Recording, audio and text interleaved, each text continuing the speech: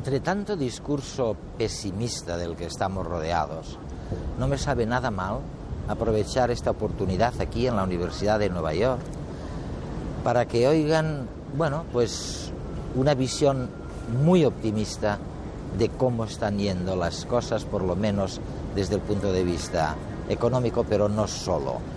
El profesor Baumol, al que dedicamos una buena parte del programa de hoy de redes, tiene efectivamente un discurso muy optimista a pesar, o tal vez gracias a sus 80 años. Y yo voy a aprovechar esta oportunidad para soltarles la única nota negativa de la que Baumol también es consciente, pero que luego no hemos comentado. El crecimiento del Producto Nacional en todos los países, por lo menos en Estados Unidos y en Europa, y el crecimiento de la productividad hacen que los productos manufacturados sean cada vez más baratos, incluidos aquellos que sirven para la guerra y el terrorismo. En las manos de gente que seguramente no lo merecen, pueden estar hoy armas a 4 perras si comparamos la situación de hoy con lo que ocurría hace solo 30 años. William Baumol es uno de los economistas más citados de los últimos años. Sus 35 libros y más de 500 artículos lo sitúan como uno de los teóricos del dinero más prolíficos de la historia. A sus 85 años, sigue trabajando en su despacho de Princeton, donde nos recibe para hablarnos de por qué el capitalismo se ha convertido en el modelo económico triunfante.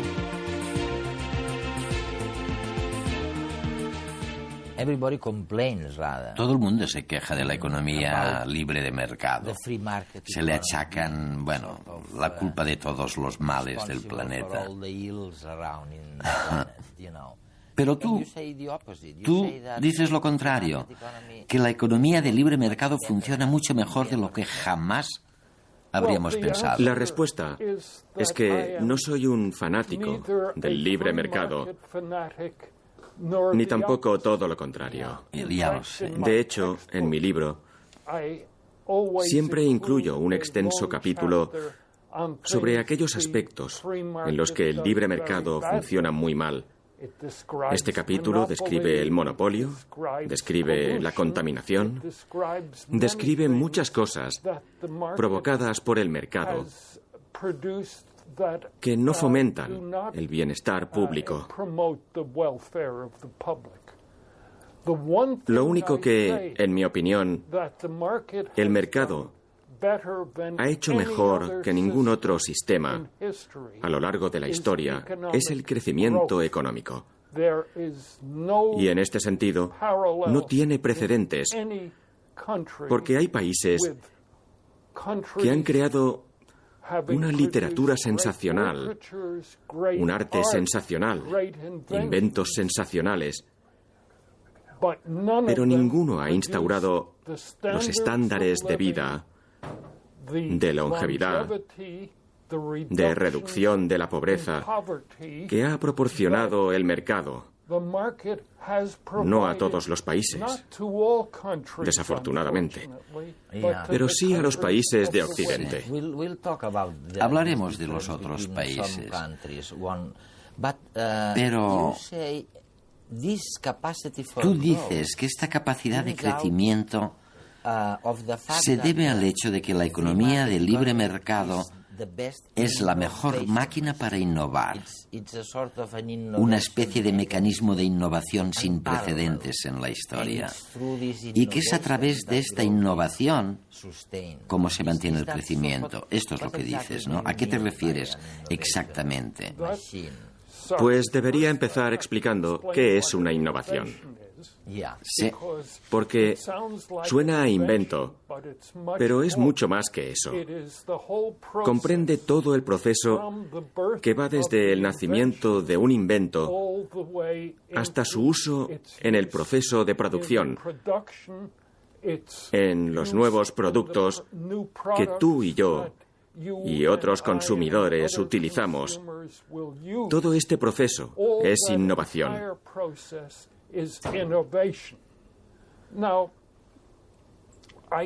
Puedo darte ejemplos históricos de economías que han tenido una capacidad de invención maravillosa. Sí. Pero, por lo general, los únicos inventos cuyo uso se generalizó en la mayoría de economías fueron los inventos militares. Se utilizaban máquinas para destruir las murallas de las ciudades amuralladas. Se inventaban y utilizaban mejores espadas. Pero los inventos para crear mejores alimentos, un alojamiento mejor, una ropa mejor, estos inventos prácticamente brillaron por su ausencia, economía tras economía, y aquí es donde nuestra economía destaca. Sin embargo, es muy importante recalcar que esto no sucede porque los capitalistas sean personas buenas y amables y virtuosas, sino porque lo que ocurre con el mercado es que los capitalistas, como siempre, hacen lo que les aporta riqueza, poder y prestigio.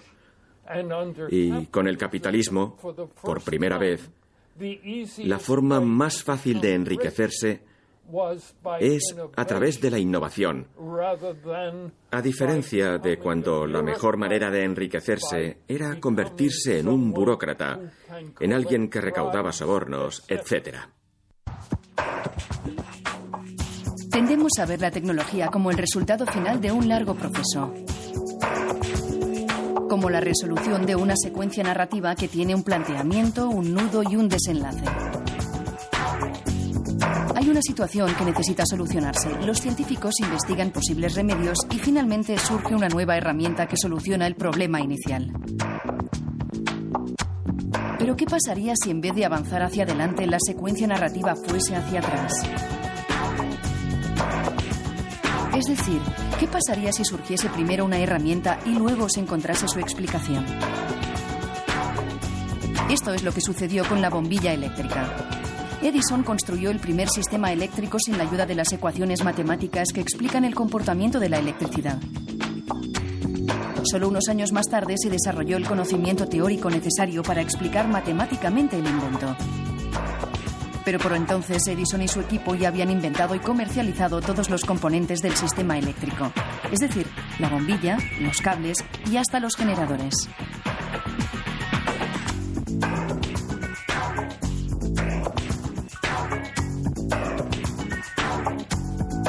Otros inventos como el motor de explosión, el avión o el automóvil también siguen esta dinámica.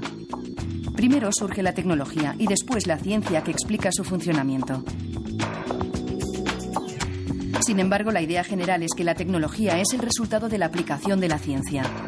Es un planteamiento que les viene muy bien a las empresas.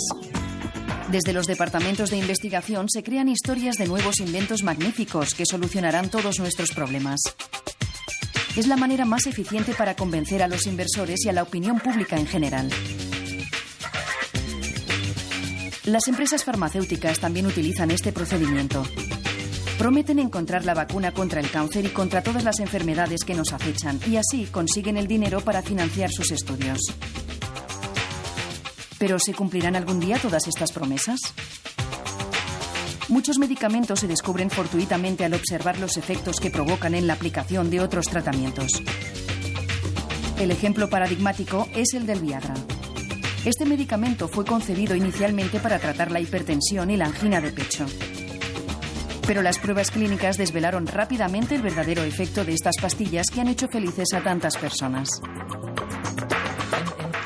¿Qué me dices de la gente que recrimina a estos innovadores el que no permitan que otros se beneficien de sus innovaciones? A menudo se dice que los propietarios de la tecnología se niegan a que otros se beneficien de sus innovaciones.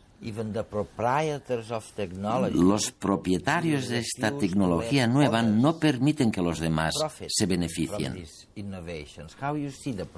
¿Cómo lo ves eso? En realidad creo que no es totalmente cierto. De hecho, es sorprendentemente poco frecuente. Sí. De nuevo, no es porque los capitalistas sean buenos, sino porque proporcionan sus innovaciones a los demás a cambio de dinero. Un ejemplo. IBM, una de las empresas más grandes del mundo, permite el uso de todas y cada una de sus innovaciones a otras empresas, incluyendo todos sus competidores en todo el mundo.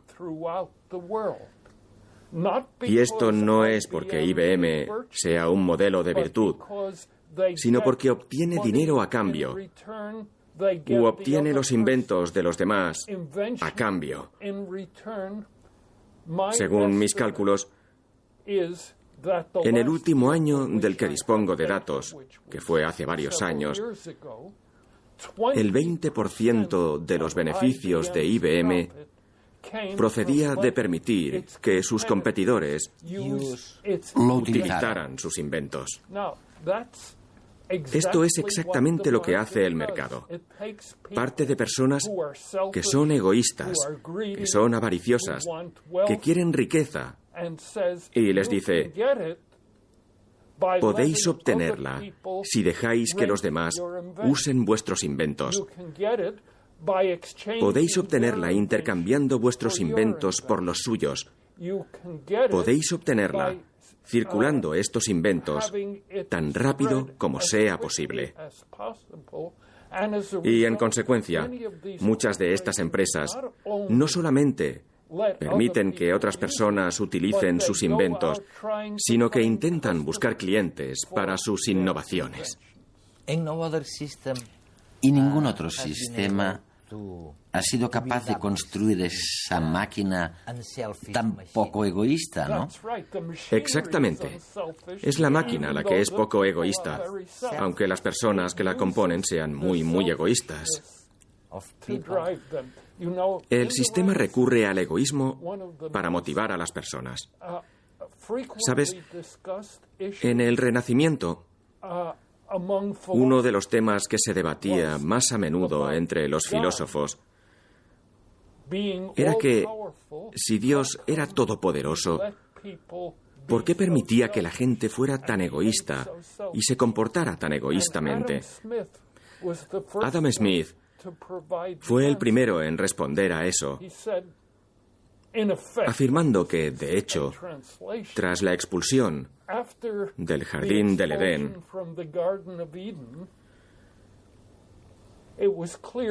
quedó patente que la humanidad ya no sería perfectamente virtuosa y que el egoísmo iba a ser una de las fuerzas impulsoras más poderosas. Por eso, Dios inventó el segundo mejor mecanismo para proporcionar incentivos que convirtieran el egoísmo en una virtud. De eso trata el fragmento sobre la mano invisible en su libro La riqueza de las naciones, porque en el siglo XVIII, que fue cuando lo escribió Adam Smith, todo el mundo sabía que la expresión la mano invisible hacía referencia a Dios. Era la mano de Dios, por eso era invisible.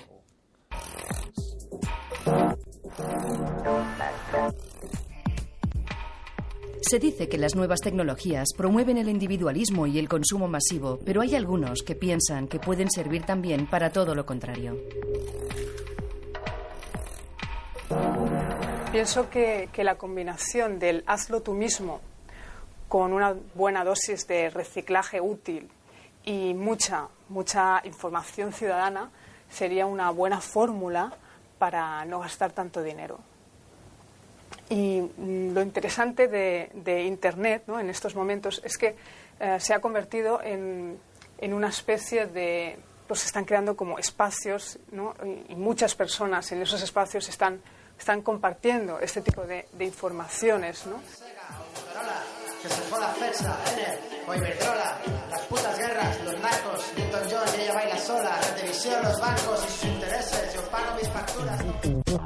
Las licencias copyleft precisamente se han desarrollado para permitir la libre circulación de nuevas ideas y obras culturales, en las que los propios autores son los que deciden qué permisos ceden a la hora de usar y distribuir sus trabajos. Copyleft también es una consecuencia obvia, ¿no?, de la revolución tecnológica, ¿no?, que ha permitido que los bienes culturales y los conocimientos se independicen de los viejos formatos físicos, ¿no?, y que puedan distribuirse en las grandes redes telemáticas, ¿no?, de una forma pues, potencialmente mundial, ¿no?, y bajo un coste casi cero, ¿no? ¿Qué le parecería una estación pública donde pudiese acceder a la música de más de 800 artistas de todo el mundo, con licencia copyleft, totalmente legal y al mismo tiempo gratuita? Colectivo Platonic, en colaboración con un grupo creciente, ¿no?, de músicos, artistas y net labels, que son sellos discográficos que distribuyen su música o sus contenidos bajo licencias copyleft en Internet. Esos son los net labels, ¿no? A partir del año 2003 empezamos a desarrollar el proyecto Burn Station. La idea fue combinar como la experiencia de los sistemas de intercambio de datos, ¿no?, donde la gente pues, se puede bajar y subir archivos muy fácilmente, ¿no?, con el espíritu de los sistemas de sonido y fiestas radiofónicas, ¿no?, que montaban los jamaicanos en los años 50 y 60, ¿no?, donde disfrutaban además de la experiencia de escuchar y estar entre los amigos, ¿no?, y la gente que le gustaba la música, ¿no?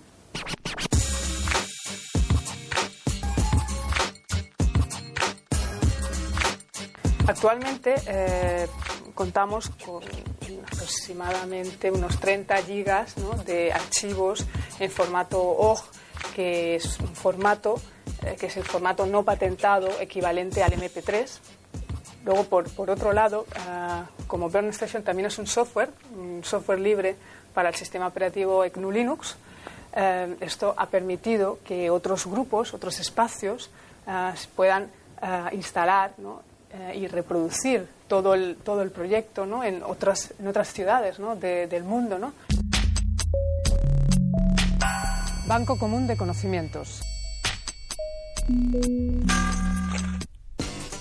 ¿Y qué le parecería un espacio público donde pudiese enseñar lo que usted sabe a todos los que les interesa saber? Y si además aprendiese algo a cambio de manera gratuita.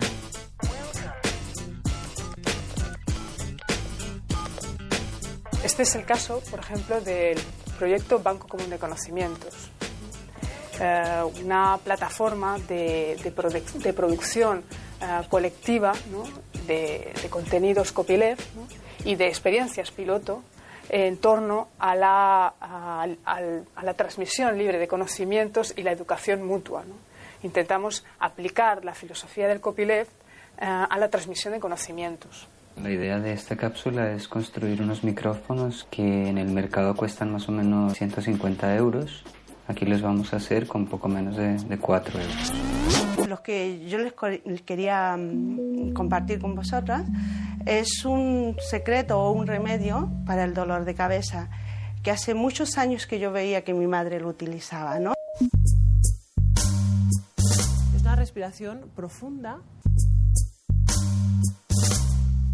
El reto de Banco Común de Conocimiento es que se pueda reproducir, ¿no?, que pueda automantenerse, ¿no? Bueno, en todo caso, os invitamos a que participéis de nuestros experimentos, ¿no?, en este caso de Banco Común de Conocimiento, que seguimos con él en Barcelona a partir de septiembre, y en marzo, en el 2008, de marzo, haremos las segundas jornadas de Banco Común de Conocimiento en el Centro de Cultura Contemporánea de Barcelona, ¿no? Y si queréis contactarnos, pues info@platonic.net y os responderemos de inmediato. Que no nos toquen las pelotas con las modas, con los anuncios de coche, Coca-Cola, veros, que se joda Telefónica. Si regresamos al tema no ya de las innovaciones, sino de los inventos, en todos los países existen leyes públicas para proteger a través de patentes los inventos o, como tú dices, las innovaciones. Me viene a la cabeza algo que mencionas en tus libros, la paradoja japonesa, porque el hecho es que en Japón, con menos protección pública a través de patentes, existe una mayor difusión del conocimiento que en nuestro caso, en Estados Unidos o en los países europeos. ¿Me lo podrías explicar eso? ¿Por qué ocurre? La respuesta radica, parcialmente, en las propias leyes de patentes, porque, como sugieres en tu pregunta, si yo invento algo y a ti te resulta fácil copiarlo, pero necesitas un año para descubrir cómo hacerlo, sé que perderé dinero si no te lo oculto, pero tú sabes que podrás ganar mucho más dinero si lo consigues inmediatamente en lugar de tener que esperar un año. De modo que la manera habitual de negociar este tipo de cosas es que yo te diga, te dejo que dispongas de la patente inmediatamente. Incluso formaré a tus trabajadores sobre cómo usarla, lo que constituye una práctica muy común, por cierto. Siempre y cuando, para cada producto que vendas, utilizando esta patente, me pagues el 5% de los ingresos. De esta manera, se consiguen ambas cosas. Por un lado, el incentivo para que una empresa italiana, pongamos, invente algo nuevo. Pero también un incentivo para que esta empresa italiana proporcione su invento con mucha rapidez a Rumanía, por ejemplo, porque divulgando su invento puede obtener el 5% de los ingresos. De modo que la empresa tiene incentivos para inventar, pero también incentivos para difundir sus inventos. ¿Y por qué los japoneses consiguen entonces una mayor difusión de conocimiento sin tanta protección? Sin proteger tanto el conocimiento.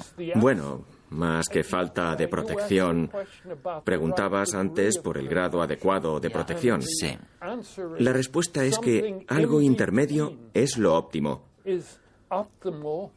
porque se necesita cierta protección. Si no hubiera protección, la única manera de beneficiarse de un invento sería mantenerlo en secreto y no permitir que nadie tuviera acceso a él. Mientras que con la patente se convierte en una mercancía que se puede vender, porque yo puedo darte acceso a mi invento, pero tú solamente podrás usarlo si firmamos un contrato en virtud del cual pagues un precio que a ambos nos sea rentable. Esto es lo que sucede tanto en Estados Unidos como en Japón. Pero el caso japonés, hasta cierto punto, ha funcionado con más eficacia. Probablemente porque hay un sentimiento o una sensación general de mayor cooperación entre las industrias, porque se firman con más facilidad acuerdos de cooperación entre unos y otros. Ay, ¿quién sabe? Yo no lo sé. Pero lo que sí sabemos es lo siguiente. Antes he mencionado a IBM. Pues resulta que IBM me dijo, y me permitió publicar, que tenían un contrato con todos sus principales competidores del mundo para todos los componentes informáticos más importantes. Y de este modo IBM puede permitir que el competidor disponga de todo lo que la empresa invente durante los próximos 5 años, pongamos, siempre que el competidor le permita a IBM disponer de todo lo que el competidor invente durante los próximos 5 años y pague, bueno, el uno le pague al otro el 5% o el porcentaje que marquen sobre todo lo que vendan con esas patentes.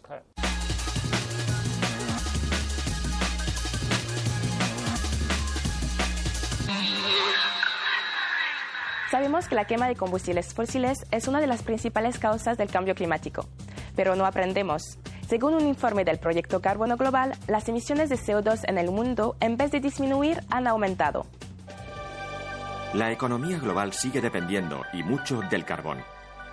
Durante la década de los 90, las emisiones de CO2 derivadas de la quema del carbón aumentaban un 1,1% cada año. Según un nuevo informe, a partir del año 2000, esta tasa se ha incrementado al 3% anual. El estudio ha analizado las emisiones de los países desarrollados y en desarrollo. El aumento se debe, sobre todo, a la quema de carbón por parte de los países en desarrollo. Esta mayor combustión no está trayendo más riqueza. Al contrario, según los autores del estudio, el beneficio económico que obtenemos de cada tonelada está disminuyendo.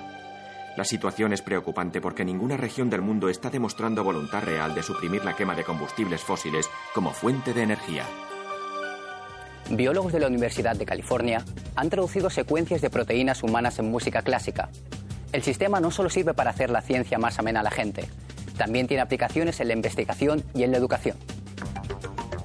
Los científicos han utilizado un sistema que asigna las notas musicales a los 20 aminoácidos, los ladrillos que forman las proteínas. Para construir las melodías, se centraron en los codones, conjunto de 3 bases que definen un aminoácido concreto. Vincularon cada codón con 4 notas de diversa duración. A los que aparecían más a menudo, les asignaron notas más largas que a los que no aparecían tanto. Así consiguieron el ritmo. Los aminoácidos individuales se interpretaron como combinaciones armónicas de notas, emparejando los aminoácidos similares. Los resultados pueden oírse en Internet. También en la red está disponible el programa informático para que cualquiera transforme sus propias secuencias en música. La Universidad Autónoma de Barcelona y el Consejo Superior de Investigaciones Científicas han colaborado en el desarrollo de un dispositivo que detecta contaminantes en alimentos. Es portátil, más rápido y más económico que los sistemas que se utilizan actualmente. El dispositivo consiste en un biosensor que mide las concentraciones de 2 sustancias, el herbicida atracina y los antibióticos que contienen sulfonamida. La estructura del sensor se basa en los anticuerpos que detectan estas 2 sustancias y en un transductor. Al poner el sensor en contacto con los alimentos, los anticuerpos se enganchan a las partículas contaminantes. Todo ello es atraído por la superficie del transductor. Según la cantidad de contaminantes que recoja en su superficie, el transductor produce señales eléctricas de distinta intensidad. El dispositivo se ha probado con éxito en muestras de agua, leche y zumo de naranja. Los investigadores creen que se podrá llegar a fabricar para uso personal. Para aquellos que sufren osteoporosis, existen pocos tratamientos que puedan reconstruir el hueso que se pierde durante la enfermedad. Investigadores de Estados Unidos han dado el primer paso para el desarrollo de una nueva solución a este problema. En el proceso de regeneración ósea, PYK2 es necesaria para reabsorber el hueso que se destruye. Los investigadores han estudiado el efecto de la falta de esta proteína en ratones y en células de cultivo. Uno de los experimentos analizó la inhibición de la enzima en ratones con osteoporosis posmenopáusica. Para ello, se les extirparon los ovarios y se les administró una sustancia inhibidora del PYK2. Con este sistema, lograron que los animales conservaran su masa ósea y provocaron, además, un aumento en la producción de hueso. Estos resultados se repitieron en los demás experimentos que realizaron. Los investigadores concluyen que la inhibición del PYK2 podría ser una alternativa para tratar la osteoporosis en humanos.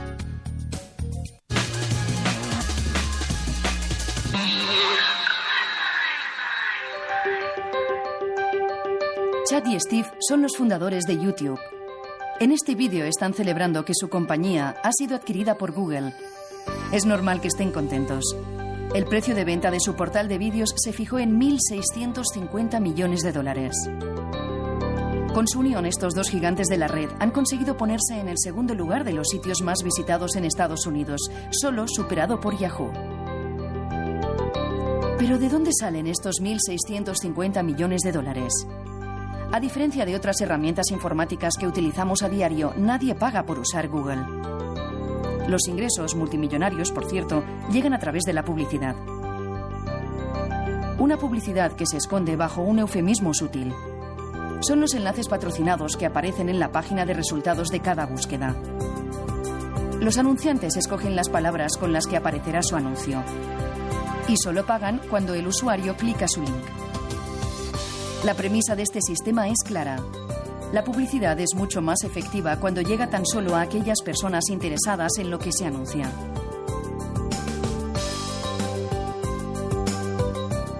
El origen de Google hay que buscarlo en la Universidad de Stanford. Allí se conocieron sus fundadores, Larry Page y Sergey Brin. Como proyecto final de sus estudios de informática idearon un motor de búsqueda para Internet.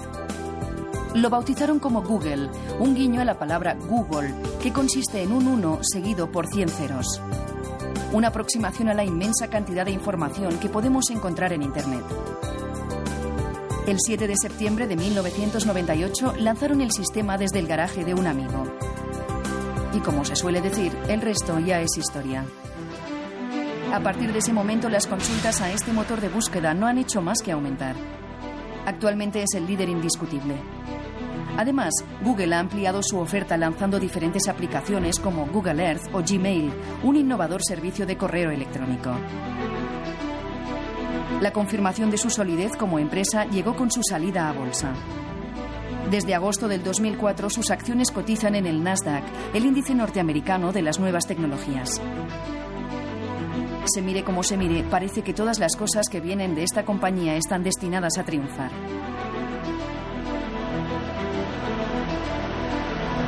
Muchos atribuyen su éxito a la filosofía que hay detrás. Es famoso el ambiente informal de Googleplex, la sede de la compañía en Silicon Valley. Allí los empleados pueden romper con la rutina jugando a la consola o al billar. También pueden llevar a sus mascotas con ellos y tienen un servicio gratuito de peluquería y de masajes. Una de las características más sorprendentes es que cada empleado puede disponer del 20% de su horario laboral para desarrollar sus propios proyectos. Los resultados no pueden ser mejores. La mitad de las nuevas aplicaciones que ha ido lanzando Google a lo largo de los años proviene de este 20% del tiempo de sus trabajadores. Y claro, a nadie debería extrañar que Google quedase en primer lugar en una encuesta reciente acerca de las mejores empresas en las que trabajar. Profesor Baumol, si fueras político, cosa que no eres. No, afortunadamente. Hay otro motivo por el que obtendrías muy pocos votos. Y es la gente corriente. La gente corriente suele pensar que la concentración de grandes empresas es lo peor que puede ocurrir. Sí. Fíjate, solo hay que leer la prensa, pero también escuchar a la gente cuando habla de las miserias de la vida, diciendo que todo es por culpa de las grandes empresas, por la concentración de grandes negocios en pocas manos. Pero fíjate, llegas tú y dices, ojo, que puede que todos se equivoquen en esto. ¿Por qué? Nuevamente, hay que encontrar el justo punto medio. No estoy postulando, como hacía Schumpeter, que el monopolio sea algo bueno. Sí. Lo que digo es que el oligopolio, que es algo más intermedio, es mejor en el proceso de innovación. Pero solamente hasta cierto punto. Y deberé explicarlo mejor. Porque incluso eso no es completamente cierto. Los oligopolios desempeñan un papel importante en el crecimiento económico. Pero a la vez los oligopolios engañan a la gente. A veces conllevan juego sucio. Hay que vigilarlos. Porque en oligopolios hay muchas personas inmorales, desagradables, en las que no hay que confiar ni por asomo. En Estados Unidos hemos presenciado muchos ejemplos de esto en los últimos años. De modo que no digo que los oligopolistas sean buenos ni virtuosos. Lo único que digo es que, al igual que sucede con el mercado, estas grandes empresas desempeñan un papel limitado en el proceso de crecimiento. Su papel es solamente parcial, porque son las empresas pequeñas las que han contribuido principalmente al conjunto de grandes inventos que han tenido lugar en la historia reciente. Una de las formas más elegantes de permitir a la sociedad aprovecharse de los descubrimientos científicos es la creación de empresas dentro del ámbito de la universidad o de los centros de investigación. Las empresas como la nuestra, como Horizon Genomics, realmente están en estos momentos cubriendo un papel fundamental en rellenar ese gap de poder intentar transformar la investigación que se está haciendo en las universidades en productos, en riqueza, en puestos de trabajo para la sociedad. Horizon ha apostado por las aplicaciones de la biotecnología a la salud. Horizon es una empresa que está en este momento enfocado en el desarrollo de herramientas diagnósticos, sobre todo en dos tipos de enfermedades. Uno son las enfermedades oncológicas y las otras son las enfermedades neurodegenerativas como el Parkinson y el Alzheimer. Y lo que buscamos son biomarcadores que son pequeñas o más grandes moléculas que están presentes y que suben o bajan de una manera muy notable su nivel cuando una persona padece una determinada enfermedad. Se las llama spin-off, empresas surgidas de una institución madre que las impulsa a nacer, las protege y las acoge durante los primeros pasos, los más difíciles en el mundo empresarial. Para que os hagáis una idea, nosotros iniciamos nuestras actividades recurriendo básicamente a la familia, a los amigos y a los conocidos, ¿no? Friends, Full and Family. Nosotros tenemos una expresión muy castiza, que es el sablazo. Y realmente Horizon empezó a funcionar con dos rondas de Friends, Full and Family, con dos grandes sablazos. Levantamos más de 250.000 euros de esta manera en gente que creyó en nosotros en aquel momento, cuando toda la empresa era simplemente unos papeles en blanco y con unas anotaciones. Y gracias a eso apalancamos pues una serie de préstamos blandos, el programa Neotec que lanzaba en aquel momento el CBT, etcétera, y lanzamos un embrión de empresa, generamos unos primeros equipos y por fin conseguimos, digamos, convencer al capital riesgo de que éramos un proyecto de interés. Y en 7 años, Horizon ha conocido un formidable crecimiento. Horizon Genomics es desde el punto de vista una empresa muy sofisticada tecnológicamente. Tenemos en estos momentos 50 personas en plantilla. Esto no ha sido siempre así. Empezamos en una pollata que nos alquiló el CSIC de escasamente 15 metros cuadrados y éramos 2 personas. Hoy vamos a ocupar las nuevas instalaciones en un nuevo edificio en el Parque Científico, donde prácticamente tendremos una planta entera, más de 700 metros. En España hay muchísimos buenos científicos y yo creo que sería bueno que una parte de estos científicos pensara en trasladar, digamos, sus investigaciones al mundo empresarial y de trabajar en el desarrollo de los productos a base de esta investigación, porque de esta manera la investigación puede finalmente llegar al paciente o a la agricultura o a cualquier sitio, ¿no? Lo que es importante en general es que la ciencia que se hace en un país que tiene una oportunidad de trasladarse al mundo real, ¿no? Las cuentas salen y las perspectivas no dejan de crecer. ¿Cuál es entonces la ventaja? ¿Cuál es el gran mérito de esos oligopolios egoístas y limitados? ¿Cuál es el principal mérito de la concentración? La respuesta es que en nuestro mercado se ha creado una división del trabajo en el proceso de innovación. Las pequeñas empresas, formadas por pocas personas, son las que han generado los inventos más apasionantes, más nobles, más creativos.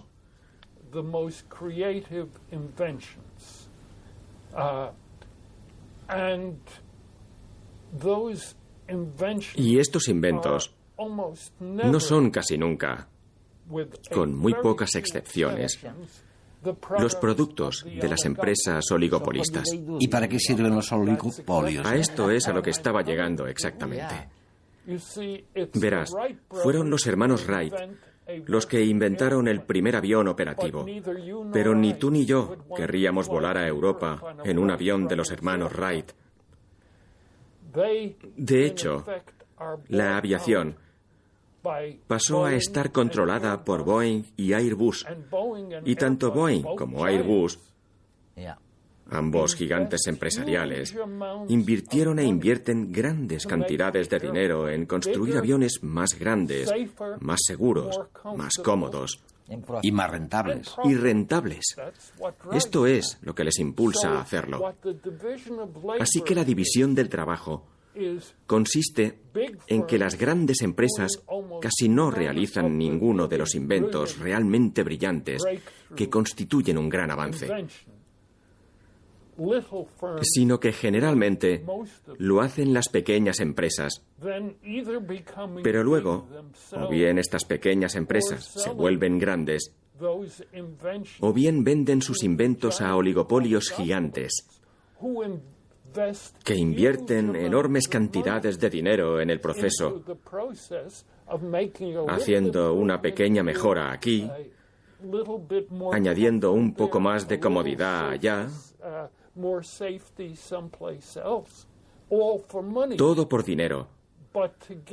Pero todo esto junto es lo que nos lleva de los pequeños aviones primitivos que creaban los inventores europeos y los hermanos Wright en Estados Unidos, al Airbus gigante que se acaba de crear,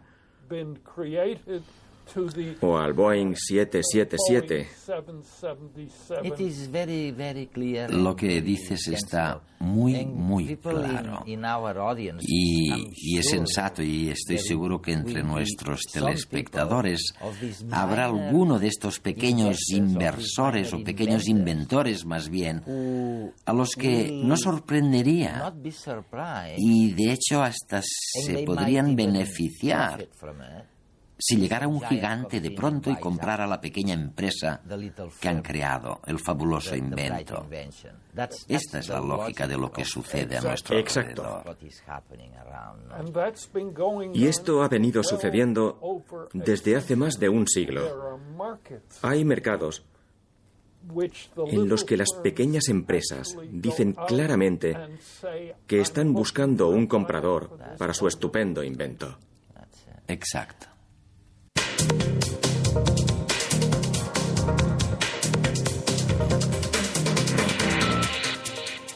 Por lo general, si hablamos de economía, la pregunta básica debe ser si la actividad económica puede hoy en día satisfacer las necesidades de toda la población mundial, porque es evidente que la economía es aquella ciencia que intenta administrar los recursos escasos que nos suministra la naturaleza para satisfacer con ello necesidades de la gente. Hay quien opina que la población mundial ha llegado a un límite. Yo no soy de este parecer. Entiendo, de acuerdo con lo que ha dicho, por ejemplo, la FAO, la Organización Mundial de la Alimentación, que hasta 15.000 millones de personas podrían ser alimentadas con los recursos del planeta. Pero esto tiene evidentemente otra parte, que es que no pueden ser satisfechas estas necesidades al ritmo al que lo venimos haciendo los 1.200 millones de privilegiados que vivimos en el primer mundo. Arcadi Oliveras es una persona que piensa que la economía mundial podría ser de otra manera. Y podemos confiar en que sus opiniones están bien fundadas, ya que es profesor de economía aplicada y preside la ONG Justicia y Paz. Hay muchos rincones oscuros en el capitalismo global y hoy Arcadi nos mostrará algunos. Que era bueno y lógico elegir una palabra de importancia dentro del mundo económico. ¿Cuál es la palabra cooperativa? Porque en una cooperativa pienso que queda introducido el concepto básico de empresa. Una empresa, al fin y al cabo, es la conjunción entre aquel que aporta el capital y aquel que aporta el trabajo para transformar bienes que nos ofrece la naturaleza y obtener de esta manera algo que pueda ser útil para cubrir necesidades de los ciudadanos.